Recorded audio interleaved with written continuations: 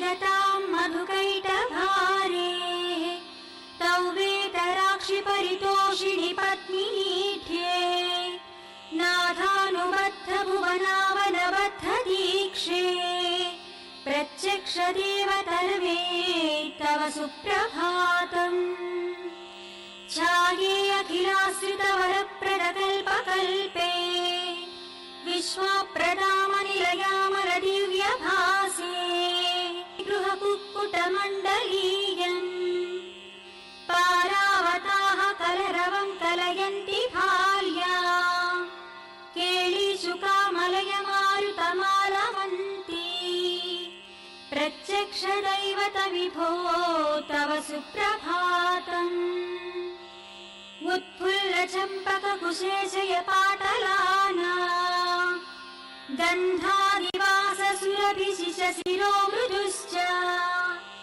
त्वां सेवते मरुददृश्य वपुर्महात्मन् श्रीसूर्यदैवत विभो तव सुप्रभातम् स्वामिन्नदप्रवृजिनापः पुष्करिण्या स्नाताः प्रपूतमनसः स्मृतिवर्मनिष्ठाः गायन्ति साममधुरं ऋषितुल्यविप्राः श्रीहर्षवल्लधिपते तव सुप्रभातम् रम्याग्रहण्यविततौ कलभाषिणीना वीणानिनादकलितामृतभव्यगानम् संश्रूयते भवदनन्तगुणानुबन्धी श्रीसूर्यदैवत विभो तव सुप्रभातम्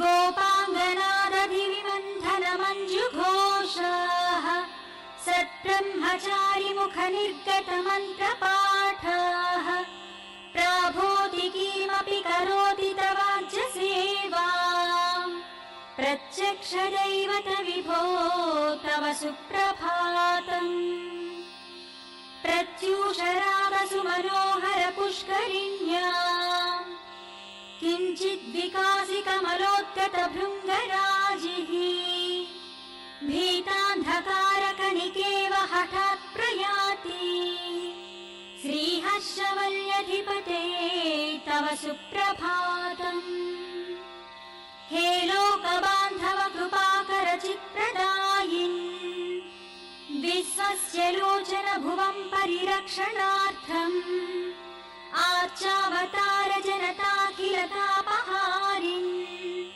प्रत्यक्ष दैवत विभो तव सुप्रभातम् जगन्नाथेन संक्लुप्तां सूर्यदेव प्रबोधिनी प्रातर्नित्यं पठेद्यस्तु स सूर्यस्य दयां भजे।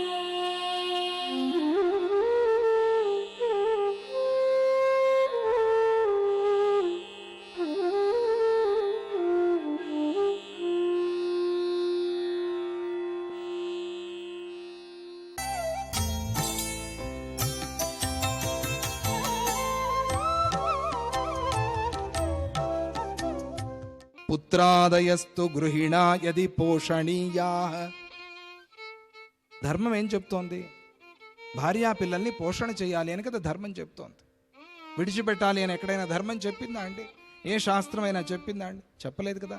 యది పోషణీయాః, వాళ్ళని పోషణ చేయటము అనేది ధర్మమైన పక్షంలో దారిద్ర్య పంక మలినా యది గేహ సీమా. మన ఇల్లు చూడండి ఎలా ఉంది.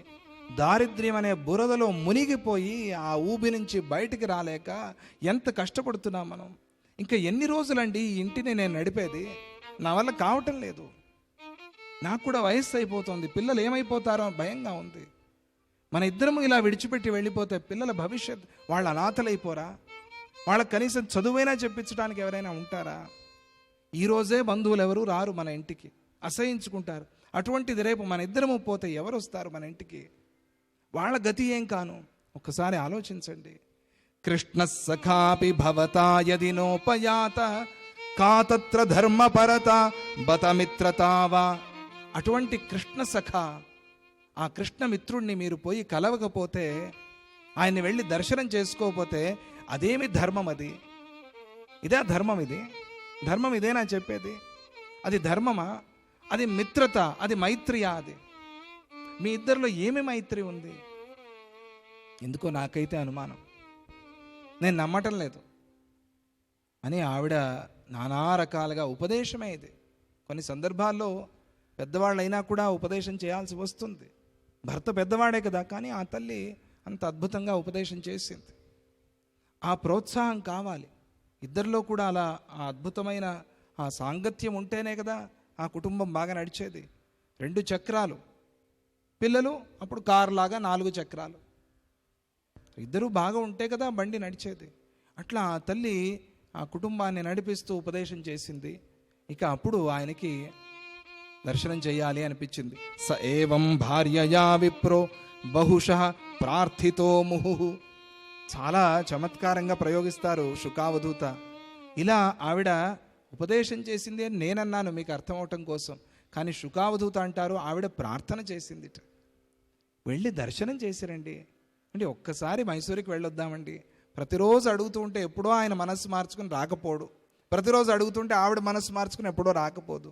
మన డ్యూటీ, మన బాధ్యత గురు దర్శనం చేయించడానికి, భగవద్ దర్శనం చేయించడానికి ప్రతిరోజు ప్రార్థన చేస్తూ ఉండాలి, అడుగుతూ ఉండాలి.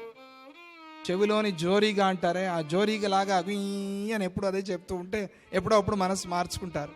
కొంతమందికి నచ్చదు, అటువంటిప్పుడు ఏం చేయాలి? మౌనంగా ఉండాలి, ఎప్పుడు అదే చెప్తూ ఉండకూడదు.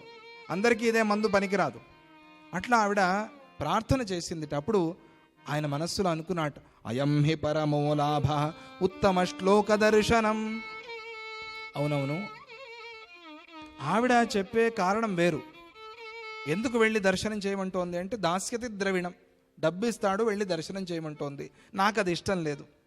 ఈ రోజుకి ఇప్పటికిప్పుడు ఉన్నట్టుండి గుర్తొచ్చావన్నట్టుగా వెళ్ళి ఏదో కాస్త నవ్వుతూ నాటకాలు ఆడి డబ్బు ఇవ్వు అని అడిగితే ఏం బాగుంటుంది అని నేను అనుకున్నాను. అందుకే వెళ్ళకూడదు అనుకున్నాను. కానీ అయం హి పరమో లాభ, ఈవిడ చెప్పేది కూడా నేను ఒకసారి ఆలోచించాలి. ఏమిటి? ఉత్తమ శ్లోక దర్శనం అనేది మనమేమి ప్రార్థించినా ప్రార్థించకపోయినా, ఆయన వెంటనే మనకేమి ఇచ్చినా ఇవ్వకపోయినా అనేది ఉత్తమ శ్లోక దర్శనం, భగవద్ దర్శనము, గురు దర్శనము అనేది పరమమైన లాభము. ప్రపంచంలో దానికన్నా గొప్ప లాభం లేదు. దర్శనమే లాభం.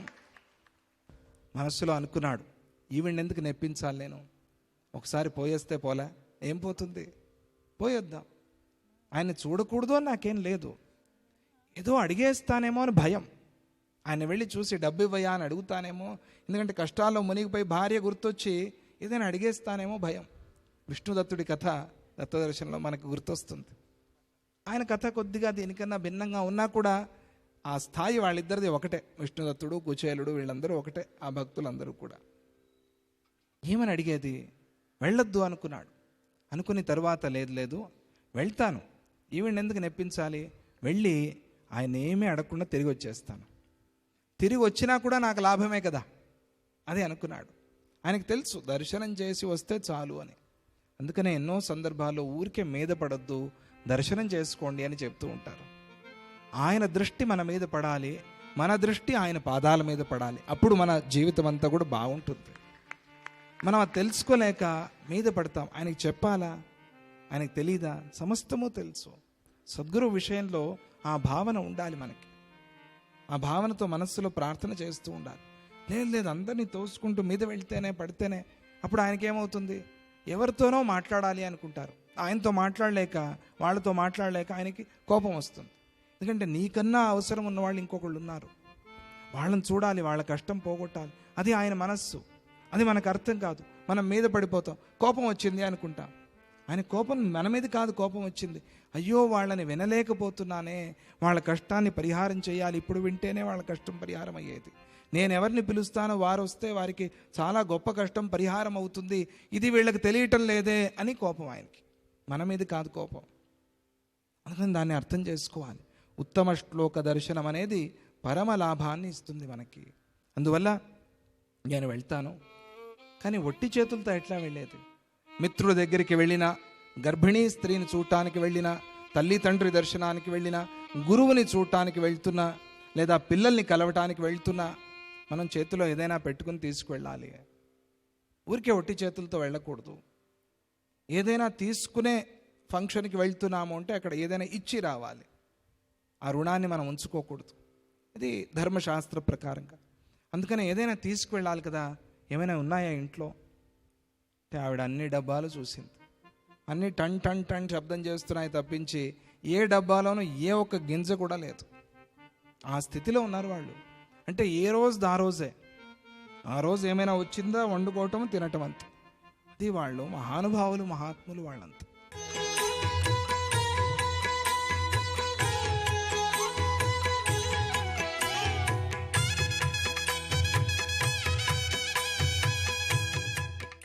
మనం ఈ స్మరిస్తున్నప్పుడు కూడా మనం ఏమనుకుంటామంటే, మనం ఒక పూజ చేస్తున్నాము, లేకపోతే ఇంకేదైనా చేస్తుంటే ఈ స్మరణ చేయండి, శ్రవణం చేయండి, కీర్తనం చేయండి.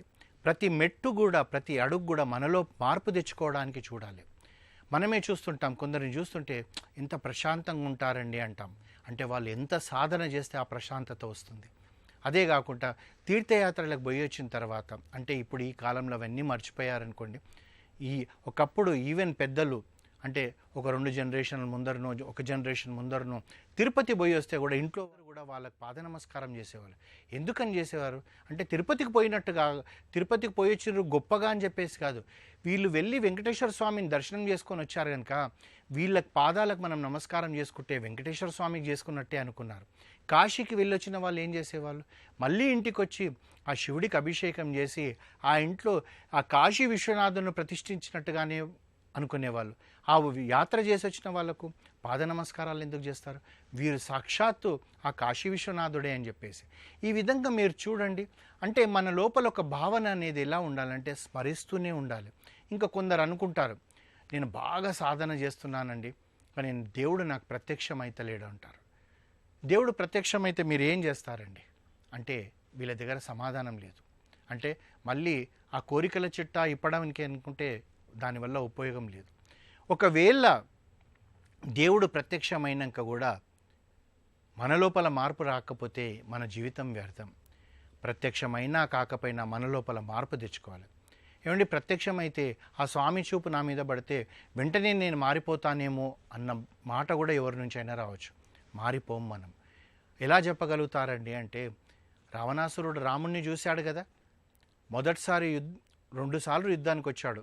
యుద్ధం అవుతున్న సమయంలో మొదటిసారి యుద్ధం అవుతున్నప్పుడు క్షమించి పంపించిన తర్వాత కూడా రాముడి లోపల ఈ క్షమాగుణం ఉంది.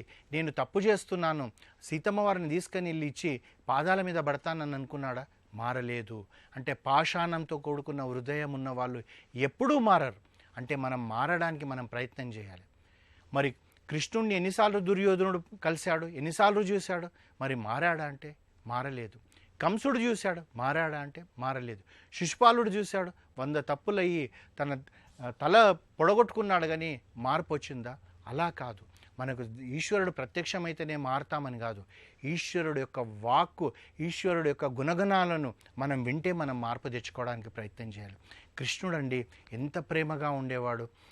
వారికి అందరూ ఏమనుకుంటారంటే కృష్ణుడిని పాండవుల పక్షపాతి అంటారు. పాండవుల పక్షపాతి కాదు. కృష్ణుడు పాండవులు కౌరవులు ఇద్దరూ సమానమే. ఇద్దరిని దుర్యోధుడిని బావా అనేవాడు, అర్జునుడిని బావా అనేవాడు. అంటే వ్యత్యాసం లేకుండా కూడా పలకరించేవాడు. కానీ వీళ్ళందరూ కూడా ఒక పాషాణం లాంటి వాళ్ళు. అంటే ఒక బండరాతి మీద మీరు ఒక విత్తనం పెట్టి రోజు నీళ్లు పోయండి, అది మహావృక్షం అవుతుందా? అసలు మొలకెత్తుతుందా?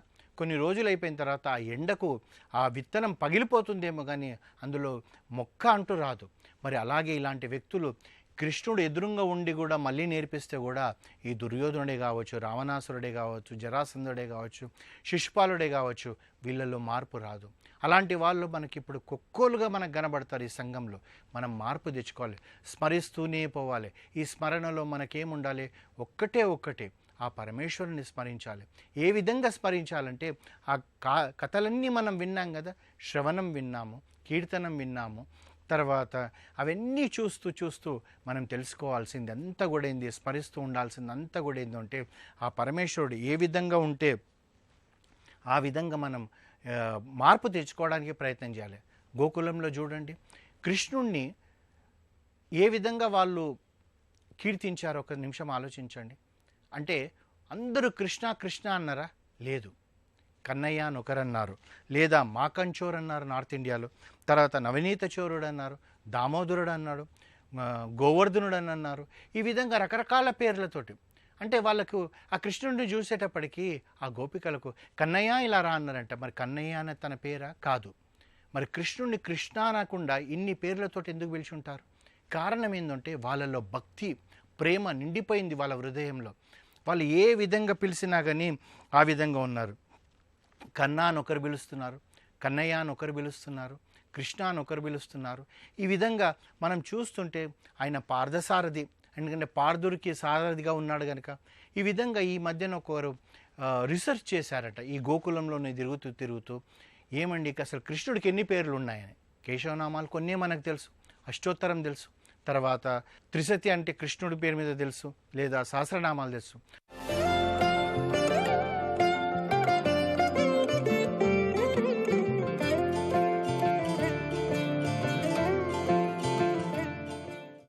ఓం శ్రీరామ జయ రామ జయ జయ రామ. మా నిషాద ప్రతిష్టాం. మా అంటే లక్ష్మీదేవి, లక్ష్మీదేవికి నిషాద స్థానమైనటువంటి ఓ శ్రీ మహావిష్ణు. అంత క్రితం మనం చెప్పుకున్నప్పుడు బోయవాణి పరంగా అర్థం చెప్పుకున్నాం. మరి రామాయణ పరంగా అసలు రామాయణానికి శ్లోకానికి సంబంధం ఏమిటి?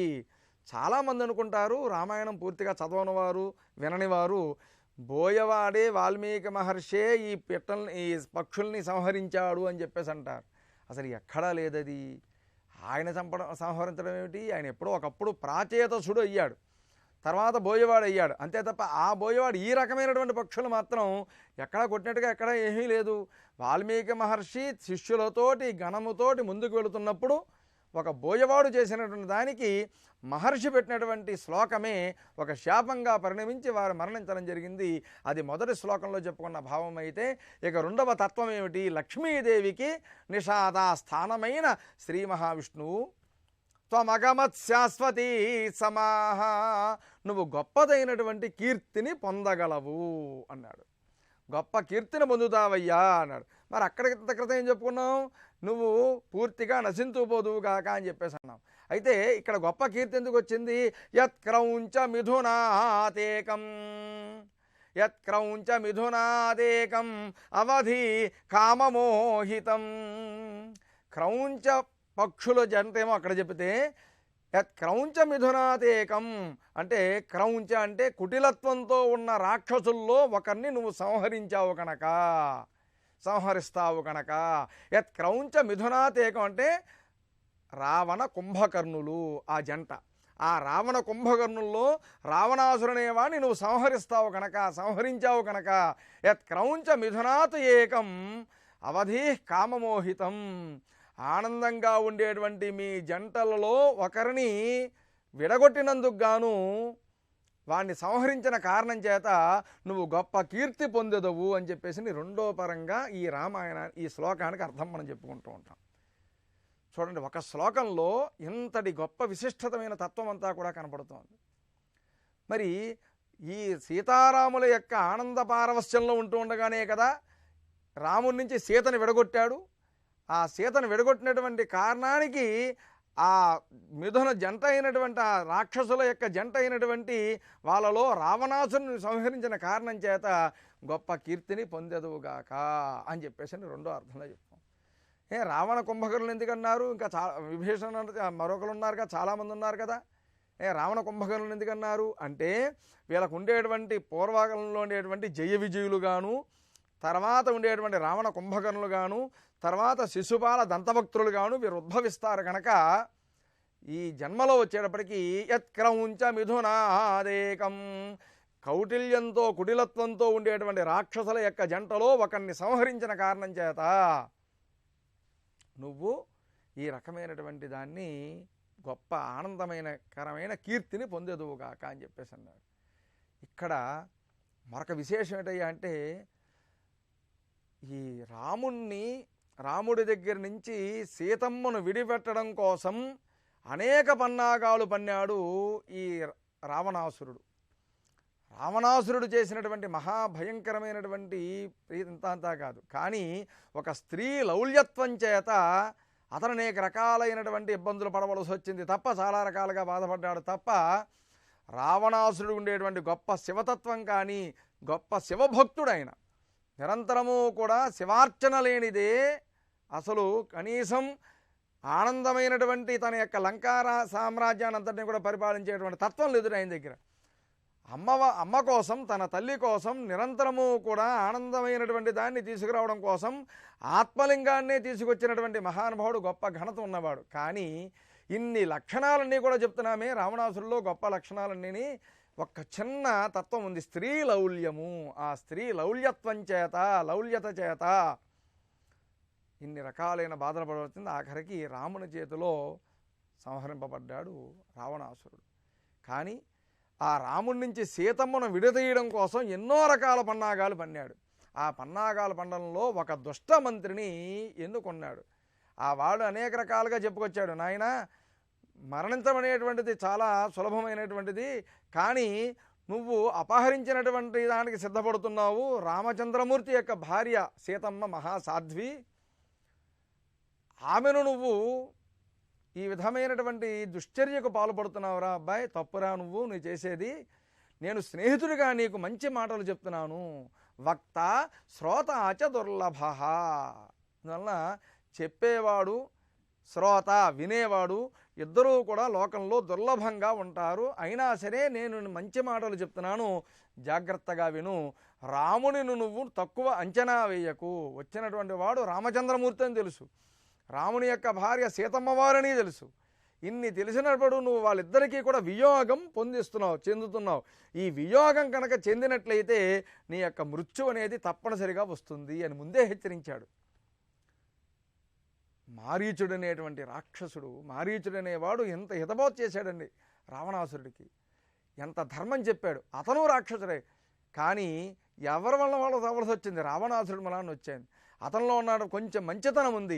ఆ మంచితనం కాస్త రావణాసురుడితోటి మిత్రత్వం చేయడం వలన ఆయనకు కూడా ఈ రకమైనటువంటి దుష్టత్వం ఆపాదించబడింది. ఆ మారీచుడు ఎన్ని విధాలుగా చెప్పినప్పటికీ కూడా రావణాసురుడు ఒప్పుకోలేదు. ఏమైనా సరే రాముడి నుంచి సీతను విడదీయాలని చెప్పేసి అనుకున్నాడు. ఆ విడదీయడానికి గల మిథునాతు ఏకం, ఆ మిథునంలో ఉండేటువంటి ఒక జంటలో ఉండేటువంటి ఒక స్త్రీని, అంటే ఇక్కడ రామచంద్రమూర్తిని కాకుండా సీతమ్మ వారిని అపహరించిన కారణం చేత అదిగో వాడు మృత్యువాత పడడం జరిగింది.